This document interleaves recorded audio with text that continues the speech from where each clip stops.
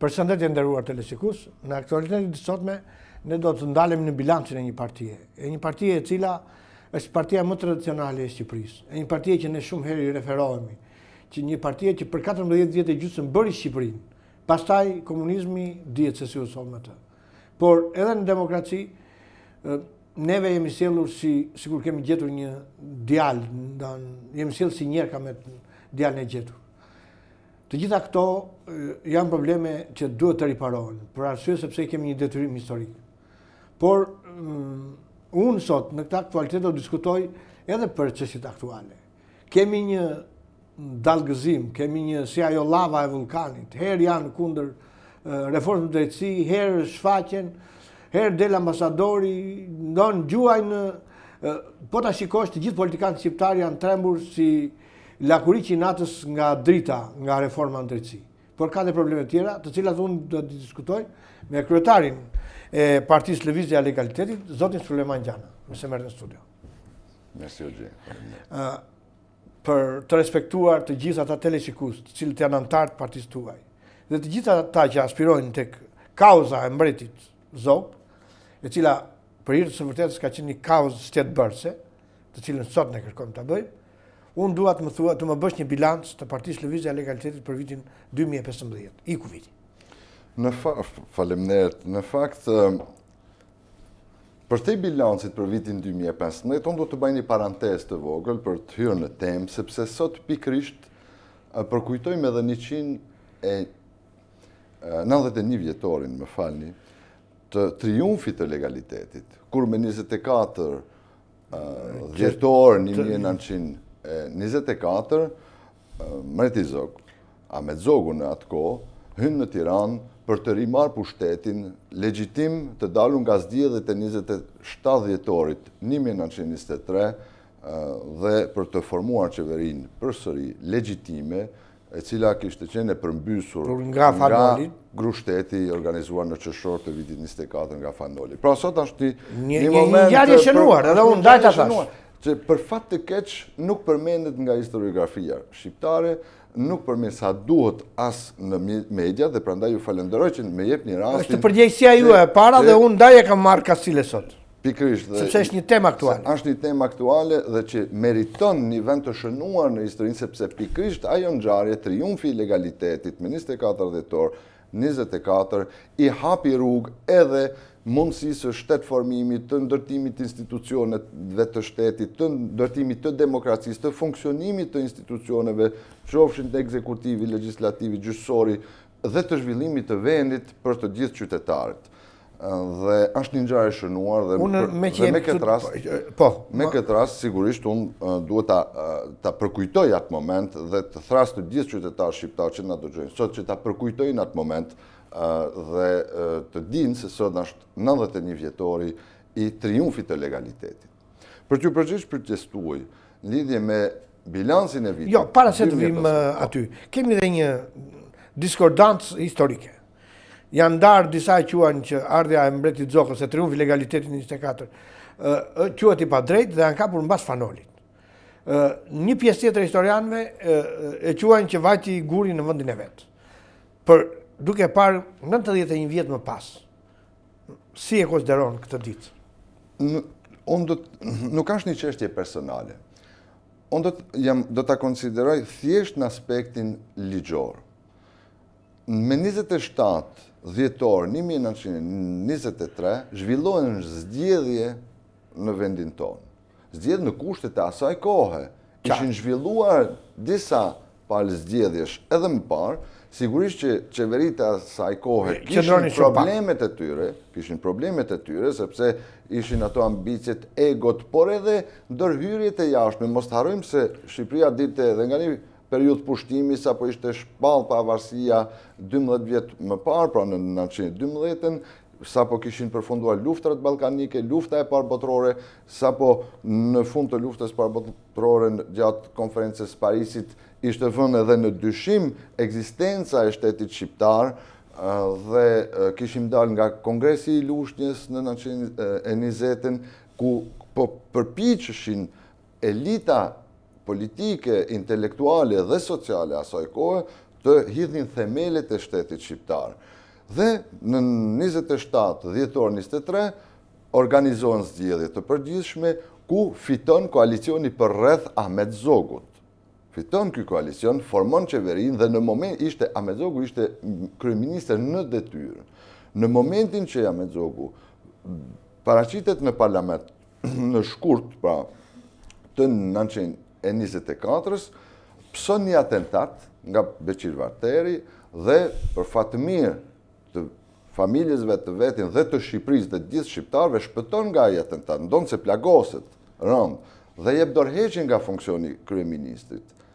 Vendoset një kryeministër tjetër, do të thotë për ta zëvendësuar, përpiqet ai kryeministër të organizojë një qeveri të pajtimit, sot do ta qunim një qeveri të pajtimit, sepse u ban apel edhe opozitës, u udhëhequr nga Fanoli në atë kohë, u ban edhe apel që të marrin pjesë në qeveri, nuk arrin rezultat, zëvendësohet, një tjetër kryeministër vjen në pushtet në qershor dhe në atë moment Fanoli organizon një grushtet dhe rrëzon qeverinë. Pra, në radhë të parë është gabim të thonë historian shqiptar se erzoi Fanoli Ahmet Zogun sepse nuk ishte në funksion. Ahmet Zogu ishte në shtëpi duke u mjekuar nga plagët që kishte marrë nga atentatori dhe nga atentati.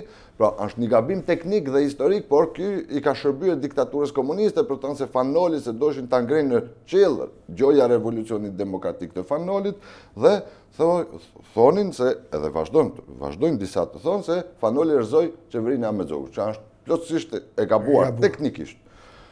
E dyta, mas si vjen Fanoli në pushtet nëpërmjet atij grushteti, çfarë bën? Dënon me vdekje shumicën e qeveritarëve të mëparshëm. Shqiptar nuk e din që Fanoli ka dënuar me vdekje. Po, absolutisht. Sepse është dënon me vdekje shumicën e qeveritarëve të mëparshëm, i pari ishte Ahmet Zogu, ndër qeveritarët e mëparshëm që ai dënon me vdekje, vendos marrëdhënie diplomatike me Bashkimin Sovjetik të asaj kohe, nuk njeh parlamentin, man një fjalim, domethënë të pakonceptueshëm për fuqitë e asaj kohe në lidhjen e kombeve, ku dënon parlamentin sepse qeveria e Fanolit funksionon pa parlament gjatë asaj kohe, pikërisht sepse parlamenti ishte shpartalluar nga grushteti, funksionon pa parlament. Dhe vete në Gjenevë për të marrë një fjalim para lidhjes kombeve për t'ju kërkuar një kredi. Dhe lidhja e kombeve kishte vënë si kusht për hapjen, për njohjen e tij, por edhe për dhënien e një kredie kishte vënë si kusht organizimin e zgjedhjeve të reja. Megjithëse se kishte ardhur në pushtet nga një revolucion demokratik, grushtet. Jo, nuk është revolucionja diçka tjetër në terminologjinë dhe në konceptin të fjalisë. Pra, megjithëse se kishte ardhur në pushtet nga një grushteti, ata i thonë, mirë, organizo zgjedhje të përgjithshme dhe të funksionojë parlamenti. Dhe ai refuzon, ju thotë unë, a dini çfarë është parlamenti? Parlamenti është një dhomë mbushur me gaz, vdekje prurës e tjera. Po megjithatë, me qenë se ju dëshironi që ne të organizojmë zgjedhje, unë jam dakord që pas një periudhe do të organizojmë zgjedhje, pas një periudhe pa e caktuar. Do thotë fillon dhe ndërton marrëdhënie të ngushta me Bashkimin Sovjetik, hap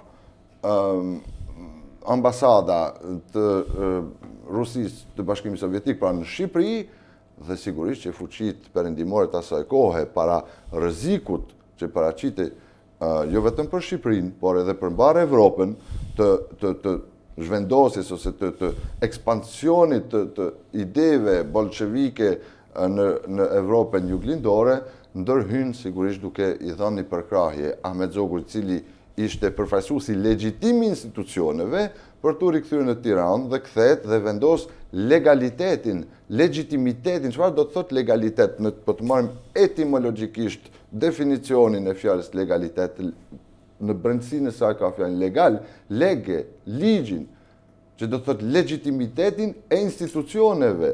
Pra, rivendosja, triumfi i legalitetit do thot triumfi i ligjit, triumfi i legitimitetit, triumfi i institucioneve të ligjshme.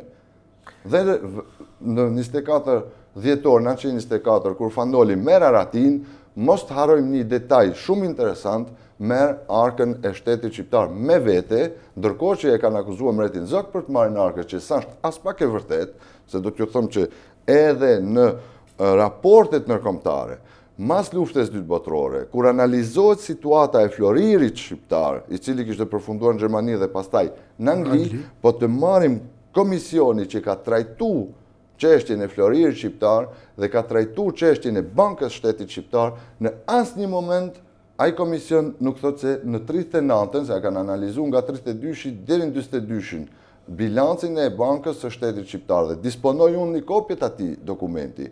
Dhe në asnjë moment nuk thonë se në 39-ën pas ka pas një mungesë në arkën e Shtetit shqiptar. Në asnjë moment nuk shënohet kjo në raportin e tyre. Mirë po, ideologjia komuniste sigurisht që ka fshehtë të vërtetën, ka saju gënjeshtra, ja ka servirur popullit dhe populli vazhdon edhe sot e kësaj dite dhe për fatkeq kemi akoma historian të cilët vazhdojnë të shërbejnë ideologjisë komuniste dhe mësimeve që ju kanë dhënë nxënësve tyre gjithë jetës tyre. Gjithsesi neve po ta shikojmë. Sot triumfi, unë nuk e di, a do vendosni një tufë me lule në bustin e Mbretit Zog Ne në fakt e kemi organizuar si përvjetor vitin e kaluar sepse ishte një vit jubile, organizuam një konferencë shkencore të Muzeu Kombëtar ku morën pjesë disa referues dhe shumë pjesëmarrës.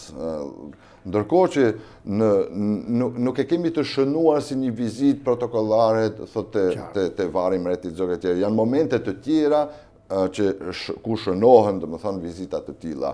Unë besoj se i përket shtetit shqiptar, është detyrë shtetit shqiptar të njohë vetveten, të njohë historinë e vet, ta pranojë realitetin dhe të mos deformojnë historinë, mos ta deformojnë historinë se kjo është në dëm të qytetarëve shqiptar, është në dëm të ndërgjegjes kolektive të gjithë shqiptarëve që të vazhdojnë të indoktrinojnë popullin me sajesat e komuniste për të shërbyer ideologjisë tyre dhe për fatkeq gjatë këtyre 25 vite, për fatkeq duhet të them, asnjëherë nuk kanë zhvon në pa rëndësia e momenteve decisive historike. Më kujtohet në 94-ën, ishte shpall viti i Fanolit në Shqipëri, ndërkohë që Fanoli kishte organizuar një grushteti, u shpall viti i Fanolit, sepse në 93-shin sapo kishte ardhur Mbreti dhe e larguan nga Shqipëria për 12 orë.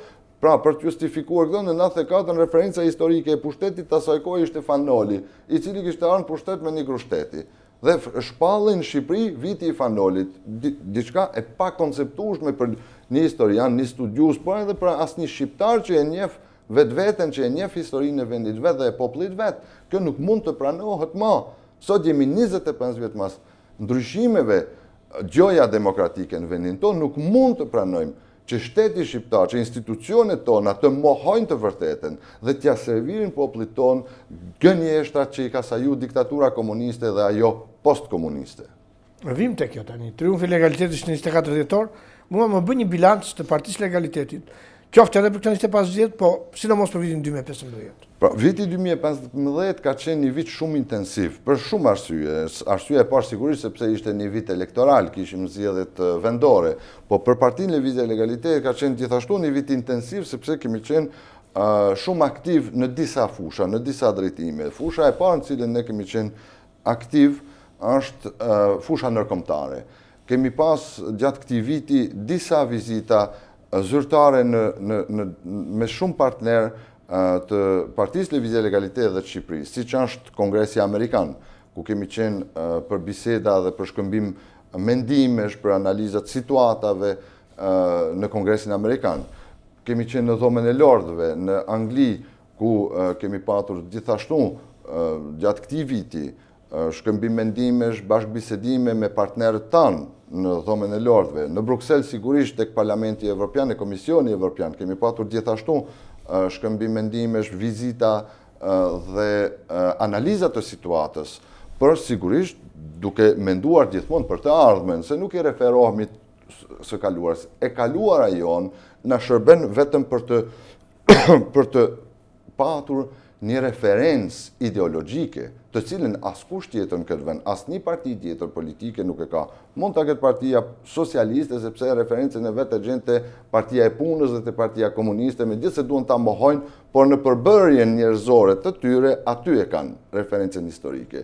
Kurse ne referencën historike dhe ideologjike e kemi te shtetformimi, dhe prandaj ajo na shërben historia na shërben vetëm për këtë aspekt.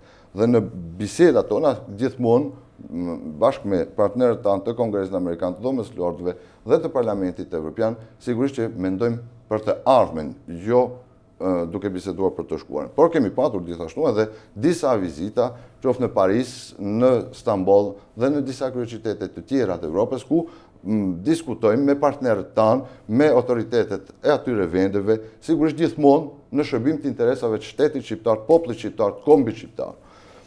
Për te i kësaj, sigurisht që kemi patur edhe një vit intensiv mrena Shqipërisë, sepse, siç ju thash, ishte një vit elektoral dhe Partia Lëvizje e Legalitet u pregadit për ato zgjedhje, patëm një periudhë diskutimesh, negociatash e tjerë, domethënë që ishte goxha intensive, goxha time consuming, siç thonë anglisht, domethënë që merrte shumë kohë dhe energji, domethënë ato negociata dhe përgatitja e fushatës, analiza e rezultateve. Ne duhet të dimë se para fillimit të këtij viti kishim filluar një proces riorganizimi të partisë dhe ky proces ishte ndërprer për disa arsye, por fatmirësisht në ato zona ku ne, në ato bashki, në ato degë tona ku kishim bërë një ndryshim para zgjedhjeve vendore, arritëm të marrim një rezultat shumë të mirë në krahasim me zgjedhjet e kaluara dhe ku nxorëm edhe këshilltar në ato njësi vendore, në ato bashki, në ato këshilla bashkiak, ndërkohë që më parë nuk kishim, për shembull marrim rastin e Krujës, ku në Krujë nuk kishim këshilltar, sot kemi, në Tropoj nuk kishim, sot kemi, në Has po ashtu, pra kishim filluar këtë proces. Ndërsa ky proces u ndërprer për arsye të tjera, mas zgjedhjeve sigurisht që e bëm një analizë dhe vendosëm që të bëjmë ndryshime, të vazhdojmë ndryshimet në degët tona për t'i dhënë mundësi elektoratit, por edhe strukturave tona të marrin frym dhe mos të ngelen, domethënë të asfiksuara dhe të përveftësuara individualisht, por të marrin frym dhe të mund të organizohen, proces që është në zhvillim e sipër, sepse kemi konstatuar se në zgjedhjet e 2015-s, aty ku kemi bërë një ndërhyrje dhe një ndryshim në strukturat tona, kemi marrë rezultat. Dhe ky rezultat nuk është i vogël, kemi rrit numrin e votave tona në gjithë Shqipërinë me 250% në krahasim me vitin 2013.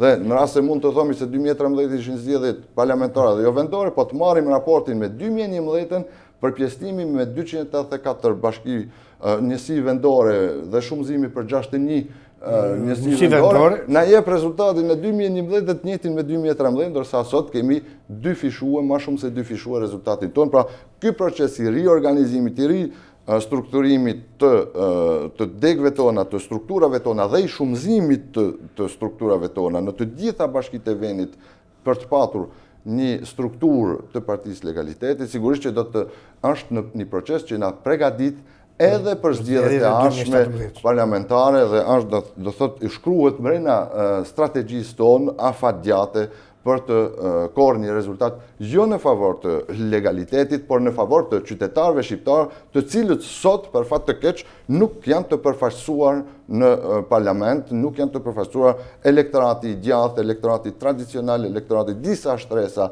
qofshin ata të përsekutuarve, qofshin ata të pronarëve, qofshin ata të diasporës, qofshin ata të cilët mishërojnë vlerat e gjatha, nuk janë të përfaqësuar në parlamentin aktual.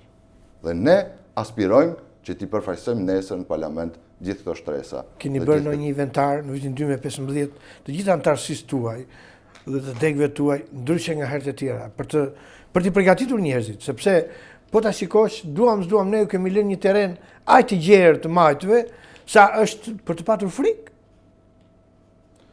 Po, terrenin nuk ja ka lënë legaliteti. Terrenin ja kanë lënë të tjerët dhe duhet të jenë të ndërgjegjshëm për terrenin që ja kanë lënë të majtëve. Dhe të majtët kanë përfituar nga situata. Kanë përfituar për shumë arsye. Në radhë të parë sepse ligjet që ekzistojnë në vendin tonë janë ligjet gabuara. Janë ligjet që përjashtojnë, nuk janë ligjet që bashkojnë. Ligjet që përjashtojnë pse? Sepse përjashtojnë 550.000 zdjedhës që t'jenë sot të përfaqësuar në parlament. Dhe kush i ka ndërtuar këto ligje? Kush i ka sajuar? Kush i ka miratuar? Janë 2 persona, 2 palë që i kanë sajuar. E treti u fut gjatë rrugtimit, e kam fjalën për LSI, domethënë i treti. Po PD-ja, PS-ja, LSI-ja kanë ndërtuar këtë sistem. Po nuk trembeni sepse ata po përgatitin për një ligj të ri. Po pikërisht prapë kanë bërë këtë sistem, kanë ndërtuar këtë sistem përjashtues për të monopolizuar pushtetin dorë të tyre. Sigurisht që sot akuzojnë njëri tjetrin për vjedhje, hajdut, kontrabandist, mafios, e akuzojnë njëri tjetrin, por vetë kanë saju këtë sistem. Pra çfarë presim ne prej atyne, që kanë saju një sistem përjashtues që pengon 550.000, edhe kur thëm 550.000 zdjedhës, nuk del nga, nuk është një fjalë e vogël kjo, janë në rezultatet e publikuara dhe certifikuara nga KQZ-ja në bazë të zgjedhjeve të 2015, zgjedhjet lokale, 550.000 zdjedhës, 550.000 qytetarë nuk kanë votu për PD-n, për PS-n dhe për LSI-n. Dhe këta sot nuk janë të përfaqësuar në parlament. A imagjinoni çfarë do të thotë? Këta zdjedhë nuk janë 1/3 e zdjedhësve shqiptarë nuk përfaqësohet. Për çfarë arsye? Sepse PD-ja, PS-ja dhe LSI-ja i përjashton nga përfaqësimi me ligjet e mbrapshta antidemokratike që ato kanë sajuar pikërisht për të marrë pushtetin politik dhe ekonomik në dorë të tyre. Dhe sigurisht që si hajdut që akuzohen njëri me tjetrin, sigurisht që rezultati do të jetë ky për popullin shqiptar. Varfëri, trysni, mjerim, emigrim, mungesë shpresash, këto e kanë saju këtë sistem. Ne, si legalitet, jemi për ndërtimin e shtetit, të institucioneve, jo për të përfituar pushtetin politik dhe ekonomik vetëm dorë tona, por të përbashkuar të gjithë për të punuar në interesin e popullit, qytetarëve, të adhut dhe të kombit, ashtu siç i kemi referencat tona historike dhe ideologjike. Ti the për 550.000 votues të përjashtuar. Unë do t'i quaj letra bakalli ato të KQZ-s, janë njësoj si ato të Institutit Statistikave. Ata thonë që ka 3.4 milion votues në Shqipëri, kur Shqipëria nuk është 3.2 milion banor me ashtu, dhe do thotë që 1/3 është fëmijë, shkolle, tjetra më të mërshme është që po ta shikosh në këto statistika, ekzistojnë 100 vjeçarët, 99 vjeçarët, 98 vjeçarët. Çfarë bëjnë zoti Sulejman? Unë për të vërtetës do t'ju rrëfej diçka. Këtë situatë unë e njoh shumë mirë. Aq më tepër që statistika dhe shifrat mund t'i analizojmë deri nesër në mes kur të doni dhe këto që serviren mund t'i analizojmë dhe do t'ju nxjerrit të gjitha gënjeshtrat që paraqiten i servirin popullit shqiptar nëpërmjet analizës së këtyre statistikave.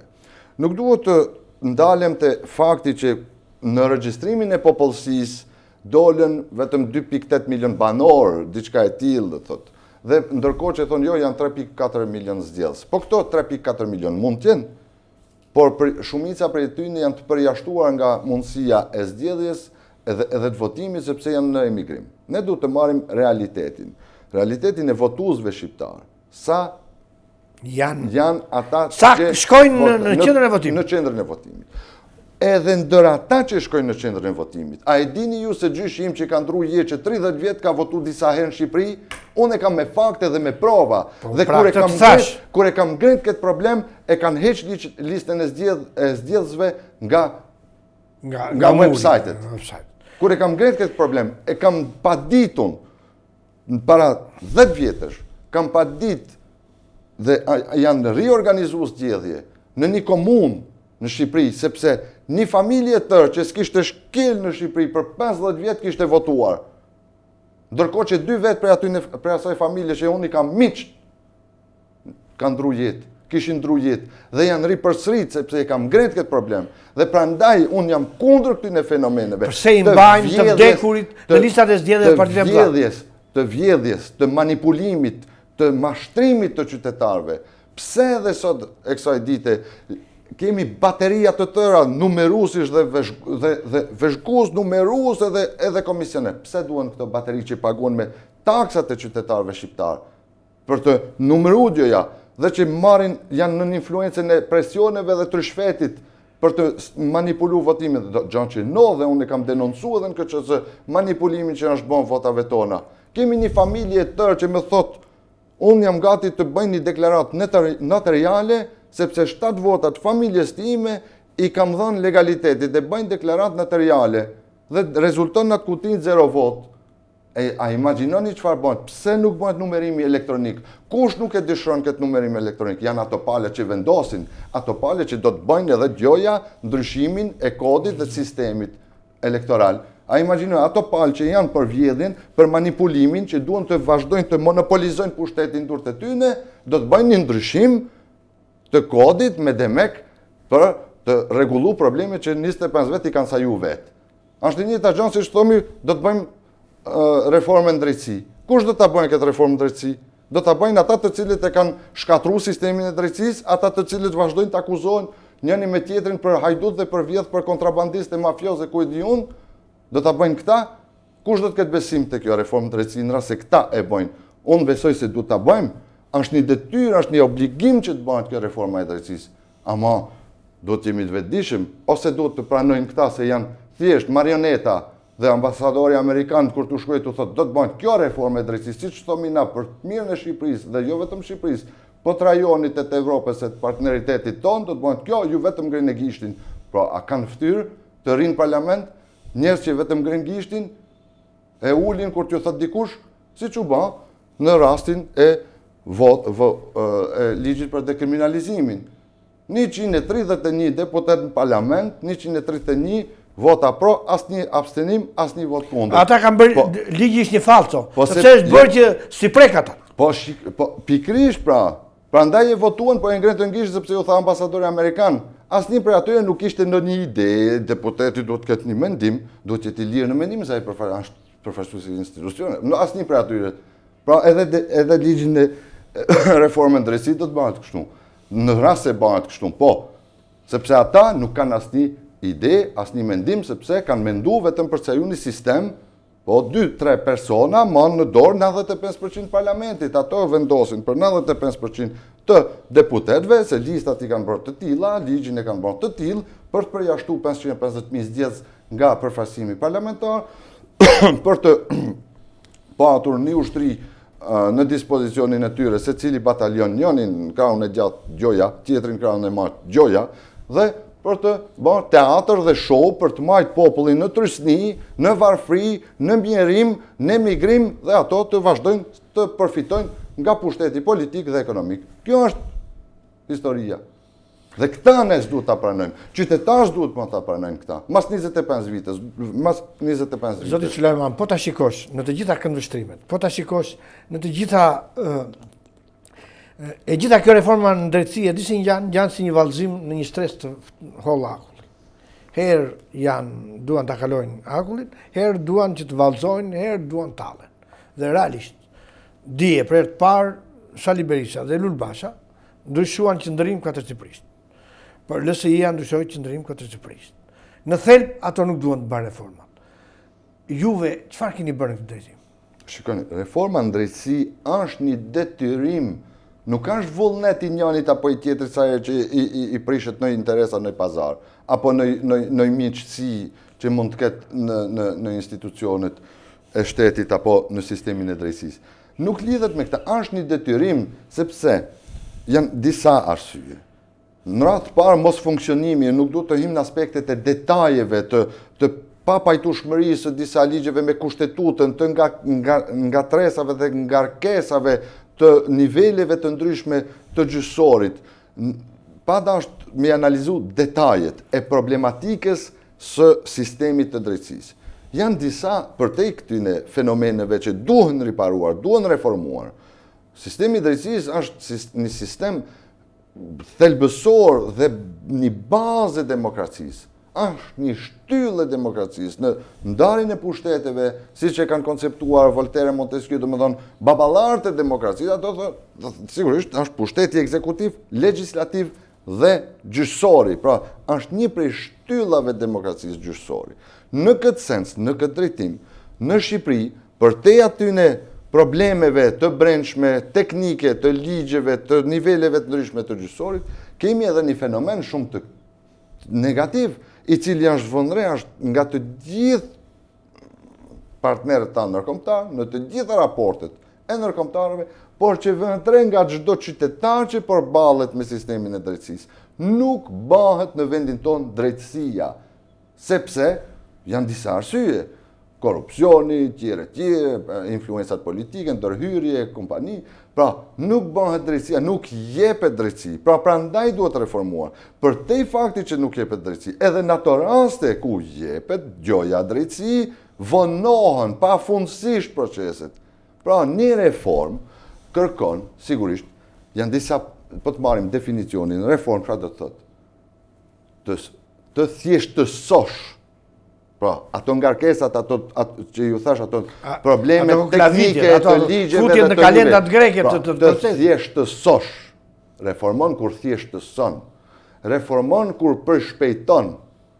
Dhe reformon sigurisht kur ndryshon edhe ata të cilët do të mbartin nesër, nuk mund të ketë reformë në rast se ata të cilët janë akuzuar deri për korrupsion, për influenca politike, për përkatësi politike, për dhënie vendimi në bazë të influencave ose të ndërhyrjeve të ndryshme, qofshin ato monetare, politike apo tjera, presione e tjera, pra nuk mund ta përçojnë ata atë reformë dhe të jetë një reformë e suksesshme. Pra, kjo reformë duhet të përmbledhë mrena saj gjithë këto elemente dhe sigurisht të përfitoje nga eksperienca ndërkombëtare të partnerëve tanë, sidomos të Bashkimit Evropian dhe Shtetet Bashkuara të Amerikës, por me gjithë elementet që ne disponojmë, kemi të ri që janë të diplomuar, që janë të kualifikuar nga shkolla e avokaturës, nga shkolla e magjistraturës, që janë të një niveli shumë të lartë dhe të cilët sot nuk kanë mundësi të japin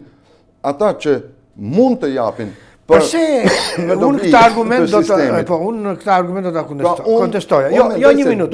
Duhet bërë reforma. Do ta kontestoja. Kemi mbi 60 gjyqtar, të cilët kanë mbaruar magjistrat, që nga moshë 23 deri në këto 15 vjet të fundit, të cilët janë çifte, burrë e grua. Bile ka raste që në gjykatën e Sarandës janë burrë e grua. Ka raste kryetari i gjykatës apelit Vlorë ka gruan atë në Durrës, veç në Tiranë këtja. Kemi mbi 30 prokuror, të cilët janë burrë e grua. A e di çka kemi prodhuar ne? Plus kësaj, po të thoj edhe një argument tjetër. Një gjykatë më ka thënë kështu. Unë isha më i ndershëm në botë dhe kisha vendosur të bëja drejtësi. Dhe vija në sallën e gjyqit dhe dola 1 vit e gjysmë në minorancë. 2-1. U lodha. Se është turp, në minorancë, kur bën një bilanc te kancelari te këto gjykatës, një kontroll nga ministria, shikon ç'është kjo minorancë. Atëherë tha vendosa që dhe unë tha të bësha majorancë, të pranoja treshen. Kur e shikoj tha, në çdo dosje gjyqi më vinte zarfi, tha pjesa e zarfit. Ishin 3 zarfa, tha, ishte zarfi. Kjo ka ndodhur. Si duhet të larguar kjo e keq? Po, këto kemi dy të këqija të mëdha. Po këto arsye që ju po jepni, këto shembuj që ju po jepni, vërtetojnë dhe përforcojnë nevojën e kësaj reforme të sistemit drejtësisë dhe përforcojnë dhe na bindin edhe më tepër se për te reforme sistemit drejtësisë në aspektet ligjore dhe teknike duhet edhe një ndryshim të elementit fizik njerëzor. Duhet një ndryshim, duhet të pranojnë këto gjyqtar. Po shikoni, në një farë mënyre nuk duhet të çuditemi sepse kemi disa ligje që kërkojnë që për disa funksione të larta në sistemin e drejtësisë duhet 20 vjet eksperiencë. Po para 10 vjetësh sigurisht që ata që kishin 20 vjet ishin ato prokurorë, gjyqtarë të diktaturës komuniste. A imagjinoni, pra janë bërë ligje për t'i favorizuar këta që të vinë në sistemin e drejtësisë në momente të caktuara, e tjera. Këto sigurisht që ka pas një klientelizëm edhe për sistemin e drejtësisë. Nuk qenë kanë këta të sistemit drejtësisë me laçe. Po kur gjithë të tjerë ne po konstatojmë se parlamenti përbahet prej njerëz që akuzojnë njëri tjetrin për trafik, për kontrabandë të tjerë. Në qeveri po ashtu me opozite kompani. Pra, gjyqësoris që nga i pastër, se njerëz edhe ata janë si këta tjerë, në rast se akuzohen këtu në parlament se janë trafikant, kontrabandist, mashtrues, kujdiun, mafioze e tjera, pra, edhe në qeveri, pra, edhe në gjyqësore një të gjanë. Pra, duhet një reform e thellë të sistemit të drejtësisë, por unë mendoj se duhet një reform e thellë të gjithë sistemit në Shqipëri. Atë sistem që kanë saju komunistët, Ramiz Alia me shok dhe që janë shpërqu gjatë këtyne 25 viteve, duhet një ndryshim në të mirën e qytetarëve, se ky sistem nuk ka dhënë rezultate. Nuk mundemi të pranojmë sot mas 25 vitesh që të vazhdojmë në të njëjtën rrugë. Për ndryshe ne nuk do t'i kemi shërby qytetarëve shqiptarë, nuk do t'i kemi shërby popullit tonë, fëmijëve tonë, pasardhësve tonë. Unë të falenderoj që të kisha në studio, unë të uroj mbarësi në misionin tuaj, se misioni quaj. Të falenderoj që na sqarove edhe këtë triumfin e legalitetit. Askush nuk e dinte nga televizikusit, por edhe shqiptarët kanë një mungesë informacioni. Nuk ka dalë një libër historik i mbështetur mbi burime zyrtare, që të na bindi që gjithë ajo që ka ndodhur është një katrahur. Faleminderit ju për mundësinë që më dhat për të shpalosur këto ide dhe sigurisht edhe për të folur për triumfin e legalitetit para teleshikuesve tuaj dhe përfitoj nga rasti që t'ju uroj të gjithë teleshikuesve tuaj gëzuar dhe për shumë vjet Krishtlindje gjithashtu. Faleminderit. Sot është edhe nata e Krishtlindjes. Të nderuar teleshikues, ne ishim në studio me zotin Suleman Gjana, me cilin diskutuam për triumfin e legalitetit, për këtë datë, 91 vjetorin. Diskutuam për ato kontestimet dhe mos kontestimet, por edhe për qartësitë historike në lidhje me figurën e mbretit Zog. Diskutuam për reformën drejtësi, por edhe për këtë vallëzim të politikanëve shqiptar mbi stresën e hollë të akullit, për kodin zgjedhor, për dekriminalizimin e për histori të tjera. Shqiptarë shkoni flini, por dijeni se mbas kohë e kini është një këngë popullore nga Vlora, me të cilën është ata do bëjnë ligje që të mos i futet asnjë gjem në këmbë. Faleminderit për vëmendjen dhe uroj shikim të këndshëm.